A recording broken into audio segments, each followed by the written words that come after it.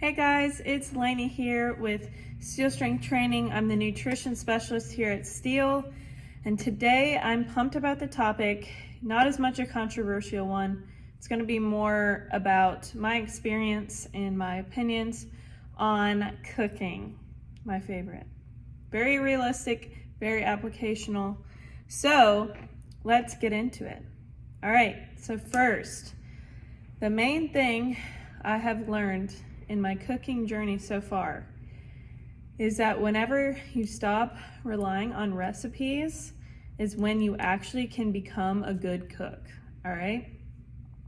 So what I've noticed, I've experimented a lot with it.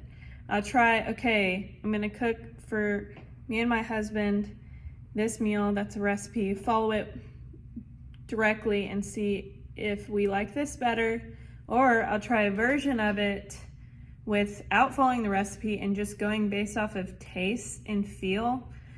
It's always better.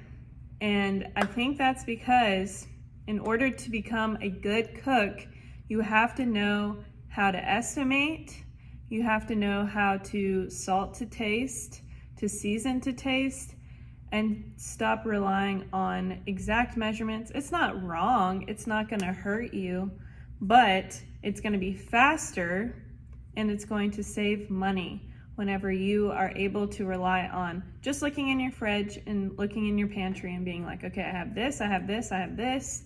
Let me make a beautiful creation that tastes amazing just out of the ingredients that I already have, instead of going to the store and picking out the exact ingredients from a recipe.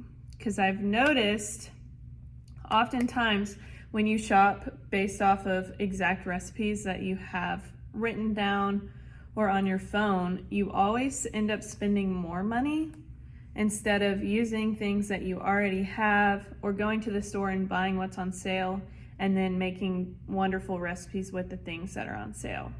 So, which is definitely up to you guys what you would rather do. If you want to spend more money and have more of a black and white plan, then go for it. I know I like balling on a budget and doing things that are on sale. It also changes things up. For example, I'll go to Publix, and Publix is a very expensive grocery store, but if I just buy the things that are BOGO, it's different every week, and I get a variety of foods that I'm not gonna get at Aldi, because Aldi is very, like, you know what you are gonna get when you walk in. So Aldi will be my staple things. I know that the prices are gonna be good, and vice versa. Publix is gonna have, maybe a Japanese barbecue sauce that's super natural and super tasty on BOGO. Or let's see, their steaks are BOGO, or they're on sale. Things like that are gonna depend on the week and really change it up, make it interesting. So that would be my recommendation, is going to Publix or Aldi, or buy things on sale to make your recipes. Sometimes it always doesn't work out great in terms of what's on BOGO that week, but going to Publix first, and then whatever you can't get there, or whatever's not on sale, going to Aldi to get the rest of the things that you need for meals. So that's the main thing I focus on. Always having staple things, like you should always have rice. You should always have beans, canned things that you can use in chilies, things when you're in a pinch. I also think going to the grocery store less in the week is going to cause you to use up more of your pantry, instead of, okay, I'm gonna buy 2 recipes at the store right now and then go to the store in 2 days and get the rest. That's fine if you have the time, but I've noticed that I will use everything and nothing will go to waste if I go to the grocery store 1 time a week, I get everything I need for that week, and I try my best to never go back to the grocery store until that next day comes around again, the next week. That helps me not have everything go to waste and to really challenge myself to be creative. All right, the next thing I want to talk about is cooking with taste and health in mind, okay? So This is something I'm pretty passionate about, and I'm trying to give some examples to make it make sense. So whenever I cook, I want to use, I'm not a chef, don't hear me. Don't hear me say that, I'm not a chef, but I want to cook as so if you go to a really nice restaurant, the food is cooked so well, not because they add they shouldn't at least, add a million different ingredients to hide the bad taste and cover up their mistakes. You should be able to cook simple whole foods, simple real foods, and make it taste amazing just by using cooking methods. So maybe that's caramelizing the onions, putting in the garlic and the onions before you put in the meat, caramelizing them, letting the flavors come out. Because God gave us all these foods that are amazing if they're cooked well.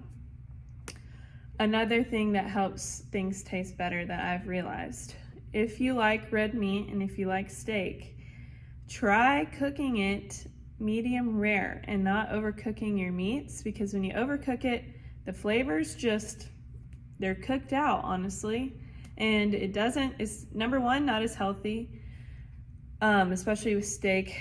When you overcook them, I believe the iron's cooked out, or one of the nutrients is cooked out when you overcook it.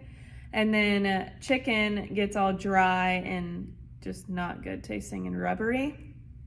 So play around with it, make sure you're cooking. And another tip too is, like, if I'm cooking, let's say, a sheet pan meal, let's say I'm doing an Asian style one.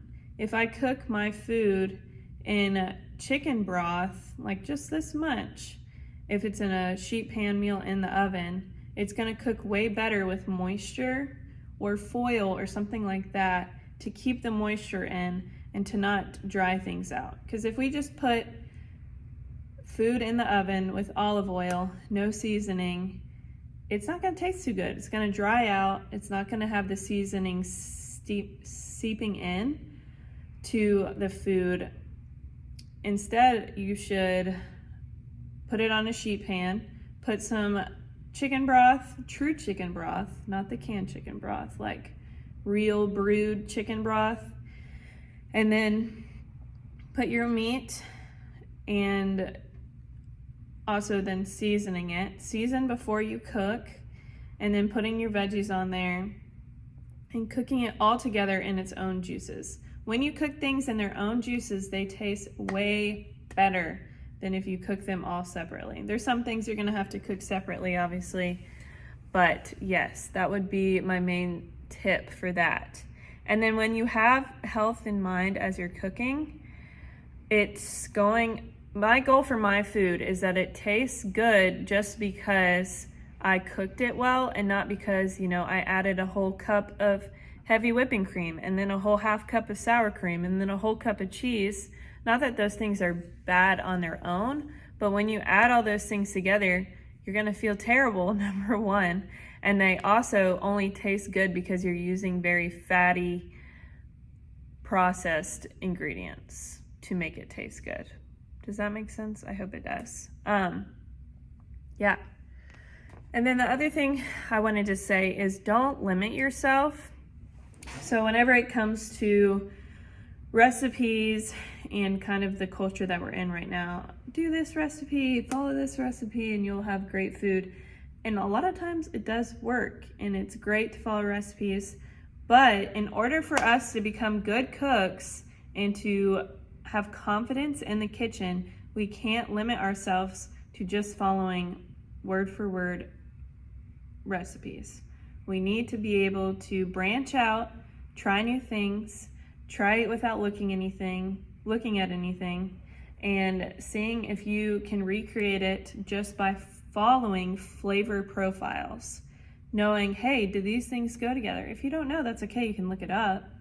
But looking in your cabinet and picking out things that complement each other in taste and flavor, and then creating a beautiful meal just from looking in your pantry.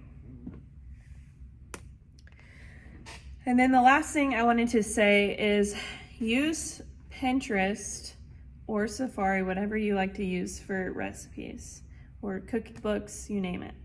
use those as inspiration. That's what I love to do when I'm in a rut or I'm like, hey, I don't really know what I can cook with these 3 things left in my fridge. And then I'll look up something, like type in keywords. Okay, I have ground beef and garlic and bell pepper and carrots. I don't know, that's just a random example. And it'll come up with some amazing soup or some amazing chili or whatever it is that I never thought about before. So, but then I'll take that photo, look at what types of foods they use in there, and then instead of following it measurement wise and word for word, I'll just create a version of it. And then that way I'm challenging myself as a cook instead of just copy and pasting someone else's work on there. And then the last thing I wanted to say is I am actually creating a cookbook, slowly but surely, that I want for you guys as well as for my family. But the hard part is transitioning my non-recipe brain into a recipe for you guys. But I'm making it and also challenging you guys, like, hey, I don't have an exact measurement for this, so do it to taste.